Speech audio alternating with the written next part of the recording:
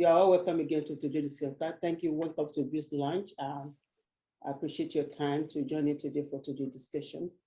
If you are returning viewers, we appreciate you. If you are joining for the first time, we also thank you. And if you have not subscribed to our channel, you can find us on YouTube or Facebook. Search for Views Lunch and subscribe. Thank you. For today's address, we will be talking about self-discovery and unlocking your potentials. My name is Dami Olubisi. I'm 23 years old. I graduated with an economics degree from Wheaton College, Massachusetts. I'm a business analyst and I work in fintech, and I'm currently based in the UK. So before we get started, we want to ensure that we all have a happy and fun time together whilst learning. Here we go. So our icebreaker, we asked 2 questions. What are the assumptions that people have made about your self-expression? And do you think those assumptions were based in some truth or completely false? And I just want to open the floor to anybody who may have any thoughts on this topic. Okay, so somebody actually just made a suggestion. My generation did not really experience this much. Camille Lamidi, do you mind elaborating a bit more on this point? Okay, thank you, Dami. Growing up, somebody like me, I grew up in Africa. Specifically, I grew up in Nigeria. And given our cultural background, we did not really have a situation where people have or made any assumption about our self-expression. While we express ourselves within the locality that we grew up, we had little or no say, because the society actually molded the way we should behave, the way we should think. And the saying that it takes a village to raise a child was actually applicable to us, to my generation in particular. Whether we like it or not, any assumption that anybody has about us or had about us were largely culturally true. And even the society or our locality actually takes them as the gospel truth. So I would say that not that we didn't have that ability to do our own self-expression, but we were able to do it within the concept or the context or the confine of the environment we grew up in. And I can give you one specific example, which is to the fact that if a child misbehaves, the community has the right to discipline that child. And I'll give you an example exactly what happened to me as a person. When I was growing up, I was in like primary 4, if I recollect very well. One of my teachers, Mr. Titebi, is actually my dad's personal friend. So there was a situation where I misbehaved in school, in quote, misbehaved in school. And I had what I would call the beating of my life in school. When I got home, my dad noticed that I wasn't behaving well. I was feeling kind of sick.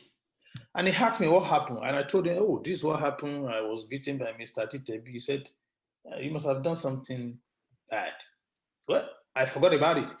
I didn't know that he now went to ask Mr. Titebi what really happened in school.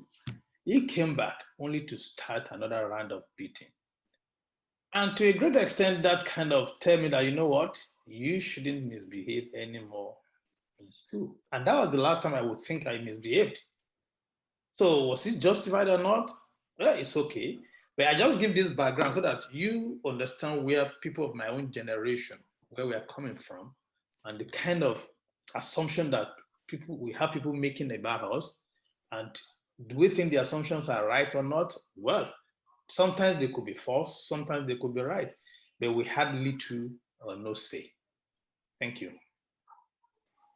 So as a follow-up question, do you think those assumptions were based in some truth, or do you think that that context that you grew up in was fair to you? Well, as I said, I would say that it's partially, the assumptions were based in some on truth. I would say that one partially. So that's why I say it's neither here nor there. Because growing up, we were kind of mischievous, I must be honest with you. We were mischievous in our own little way. But the truth is this, we have that situation where the society has influence or had influence on us. They mold us, and they have the right to do that. All right, thank you very much for sharing your perspective. Another person has contributed to this conversation to the answer of what are the assumptions that people have made about your self-expression, to which their response was boyish and troubler. And do you think those assumptions were based in some truth or completely false? And what the person responded with was, it is said that your name isn't what you're called at birth, but what people observe about you. And I think this statement is going to be a statement that we will really, really dive into. And I think this is the perfect segue to introducing our first speaker, Mr. Olumide. Thanks for having me. Thanks for having me, and it's good to be here as well. So first of all, I raise up my hand to say I'm not a motivational speaker. I just like to engage with teenagers. I like to engage with young adults. I like to engage with my peers, and definitely, of course, talking about being focused and then how to, add value to self, right? So my name is Olumide Olawale. I'm 36 years old. I'm married with a son, and we're based in Abu Dhabi. Have a bachelor's in computer science, and I have an MBA. I've been working with tech companies, and about 12 years experience now working as an IT infrastructure specialist. I worked as a service manager, and I've worked with several companies. So basically, I mean, my background, of course, from a Christian home with very strong Christian values, and back in the days as a teenager, I had a lot of energy, vigor. I was pretty ambitious, right? But of course, my dad being a pastor, didn't shield me from peer pressure, didn't shield me from the societal ills, and everything went really well. It was cool.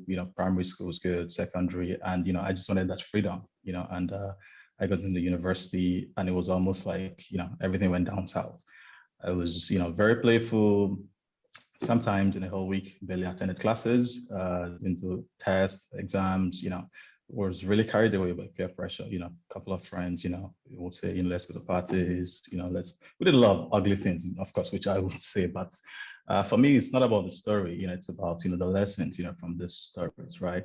From my experience, yeah. And, it cost me a lot. First of all, I didn't graduate on time. I had an extra year. And then, I couldn't, apply for a couple of opportunities that came my way.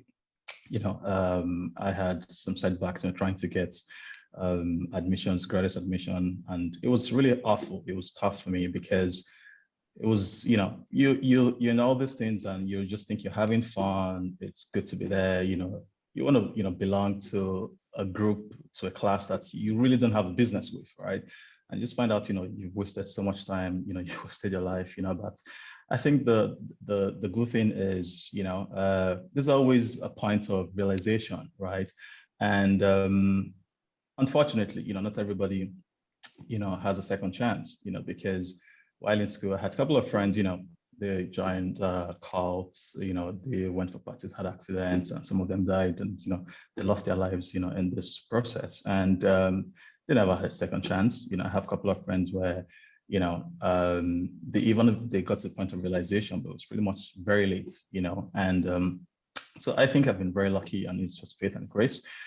And the point of realization for me was after I had this extra year, and all the friends had left school. It was just me alone, and there were a couple of opportunities that came up. And then it was back in Nigeria, and tech companies were really coming into the country. The landscape was really big. Taking advantage of the space, and a couple of opportunities. And I had two particularly, that just wanted me to resume. I just needed the statement of results to say I graduated from school. But I couldn't, take advantage of this, opportunities. And, I went back to school, and it dawned on me that, oh boy, I wasted almost like 4 years of my life, and I had to just, sit, and reflect, and, my, family values, how I was brought up, and all the things my father told me just, came true. Like, I had to focus, I had to dream, I had to, plan, I had to, be very consistent, and of course with tenacity and, have self-drive. Yeah. So I just let it pass, and I spoke to my parents about it. Of course, they were disappointed, and but of course, they kept praying, and they kept guiding me, and I had to speak to some mentors, and everything, of course, it wasn't like it should be, but I got back on track gradually, and thankfully, like I said, it's just faith and grace, and I had to do so much more, to at least be able to measure up and, get these other opportunities coming in and coming through. So I, started with, different IT certifications. And I mean, then there were a couple of jobs, if you didn't have a good result, you couldn't even apply because they would filter through, with your degree, right? So I couldn't even apply, and thankfully I got an opportunity. And for me, I said, yes, I didn't want to burn this opportunity. So I worked really hard, like, spending extra hours at work, making sure I was the best in my team, understanding, the priorities of the company, making sure I was working really, really hard. And thankfully, it was recognized, I got promoted severally, I got, higher roles, I switched companies. And while I was in Nigeria, this opportunity came up in Abu Dhabi, and I was interviewed, I got the opportunity. So there's so much to talk about, but, the long and short is it does real pay, to have that focus, to get clarity of purpose, answer the why questions, why are you in school, what do you want to achieve with your life, and so I moved to Abu Dhabi, on a much senior role, and, I really experienced, so much,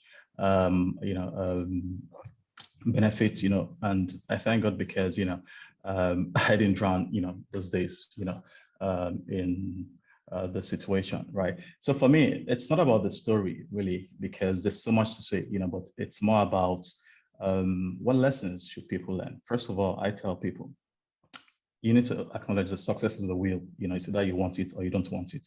You need to acknowledge that fact because it's never going to get easy. Life is getting more difficult. There are more challenges. And people need to realize that fact. And start. I tell people, start with the end in mind. You need to think about it. What do I really want to achieve? Why am I doing this? And start working towards it, right? I tell people also, you need to start talking to people because one thing that's really common with the generation is we just think we have it all figured out and you want to try stuff. There's no point trying stuff. You have people with loads of experience, that have done it, that have been there, and you just need to, hook yourself with the right people. They have experience, career guidance. They can tell you. I mean, they've been in different fields across different sectors, and they can really guide you. So talk to the right people. And definitely, it's a good head start. I mean, like I tell people, no one has it figured out. I don't even have it figured out, right? But it does help, to talk to people. And I also say, just trust God, because I'm a strong believer that, you might be focused, you might speak to people, you might start with the end in mind, but at the same time, you just have to commit your ways to the hands of God. And I think, this is basically, what I would say. Thank you. Right. Next on the agenda, we have Mr. Stanley Wilson with his personal story. Hello, everyone, and good afternoon. First of all, I want to thank the Views Lounge for having me here today. I'm really excited to be here and to share my story. To begin, I would like to say that my name is Stanley Wilson, and I currently work as a cybersecurity subject matter expert. I have a bachelor's degree in computer networking and cybersecurity. My hobby also is playing soccer, so I really love soccer.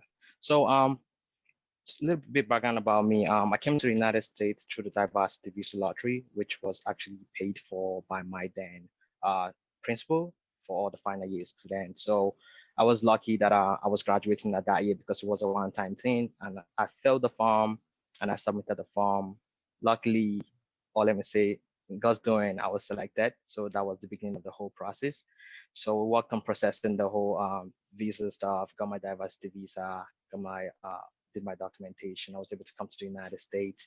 And when I came to the United States, prior to like coming to the United States, I didn't even have anybody to stay with. That was the funny thing, right? I didn't know anybody in the United States. It was just like me. So it's like, okay. So luckily for me, one of the people I spoke with initially, they actually gave me a number to a lady and also her address. Like they're like, this is the lady number, this is the lady's address. Don't call her. But they actually refer me to some of your friends who actually did disappointed me at the end of the day. So it's like, okay, I have this phone number, I have this address. Okay, what should I do now? So when I got to the airport, I didn't know anybody. It was funny. I got to the airport, I was like, okay, I didn't know what to do. So I have the address on paper. So I wrote it down. So luckily I brought it with me. So I just like went to the shuttle driver. I gave the shuttle driver the address, and the shuttle driver took me to a stranger's house, and I'm a stranger as well. So when the lady saw me, she freaked out. I was like, "Who are you? What are you doing here?" I was like, "Someone so and so gave me your number and gave me your address." I was like, "Did they tell you to come here?" I was like, "No." I was like, "I didn't have any other place to go." So it was like, "Oh." We went back and forth. She tried to call the person who gave me her address and stuff like that, but I didn't think she was able to get a hold of him, so she took me to the motel, and I slept in the motel for like one night. So after that, she picked me up and she took me to her place, and she gave me an accommodation for at minimum 6 months or so, and she also like helped me get my documentation. This actually was a person with different race, different culture, and I'm a different culture, so it was hard. Like I couldn't eat, so she was actually buying me some African dishes for me to eat because she doesn't know how to cook our dishes, and even me, I don't know how to cook myself, so it was kind of challenging. But yeah, fast forward, she helped me get a job. I got my first job after a couple of months. I moved out. So while I was living life on my own, there's a mistake that I made, and that mistake has been something that has been in my head, like, how did I even do that, right? So I did something dumb. I'll call it dumb because in this age you can call it dumb. So it's like I took a MVA, it's a motor vehicle administration. I took a test for someone. I already did mine because I knew the question, I could pass it easily. So I made a mistake by taking it for someone, right? So when I did that, the person who worked at the MVA realized that this isn't you, right? Like why would you do this for someone? So she was like, I'm laughing, but it's a funny story when I look back to it. But she actually called the sheriff because the sheriff always at the MBA, and the sheriff gave me a citation saying I have to appear in court. So I was like, okay, that's fine. I was luckily they didn't arrest me, they just gave me the citation. So I was lucky there because I didn't want to have any arrest record, so that was good. So they gave me the citation. I had to appear in court, but before appearing in court, I reached back to Miss Anne, which was the lady I used to live with. I reached my family. I informed my family too, so they kind of like started praying for me as well. My mom, pastor as well, started praying for me, telling me that I'm gonna have a victory in this situation, that the case is gonna be dismissed. That's what they already told me a while ago, even before my court date.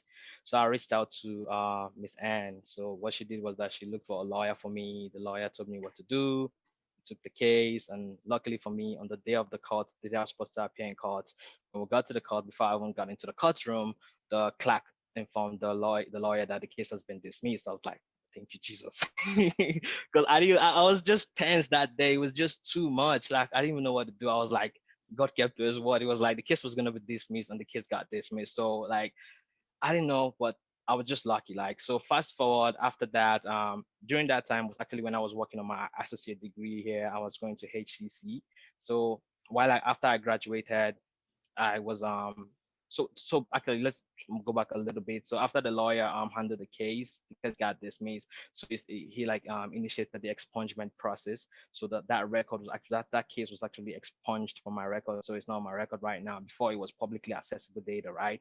But the case was actually dismissed. So after that, I was able to like be more cautious, living life more carefully. So I met a couple of friends along the way while I was in school that I had to like connect back to, and they kind of like put me through what they were doing because I was studying like information technology at that time. So when I graduated, I looked for my first IT job. I got my first IT job.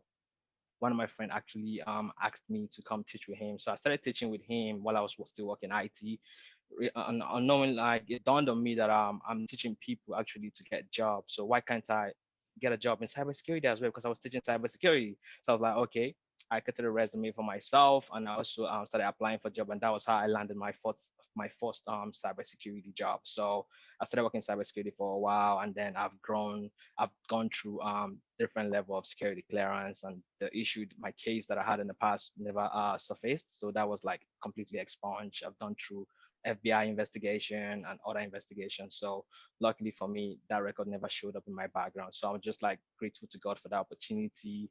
So what I want people to learn from my story is that how to like bounce back from setbacks. What I want people to learn is that you have to like keep the right group of friends around you. If your friends like aren't making any positive impact on you, there's no need of keeping them around, because friends can actually put you in trouble. You might not be doing what they're doing, but you could be at the wrong place at the wrong time, right? Because if a police officer, for example, comes for your friend and they see you there, they will take you along with them. So you just have to make sure you keep your cycle closed. Like I have I can say I have 4 friends, and we've been friends now for like 5 years. All of them are all goal oriented, have a career. Most of them have actually like switched to cybersecurity because of me, because I created the path for them. So that has been what I've done for them. And I've also today I've been able to graduate with my bachelor's degree, and I'm almost graduating with my master's degree. So very soon I'll be done with that, and I plan on doing my PhD next. So that is the plan. So I also have my own company today. I have an IT consulting company, so where I provide like IT consulting services to the government, and also train people on how to like become cybersecurity professionals themselves. So that's a little bit about me.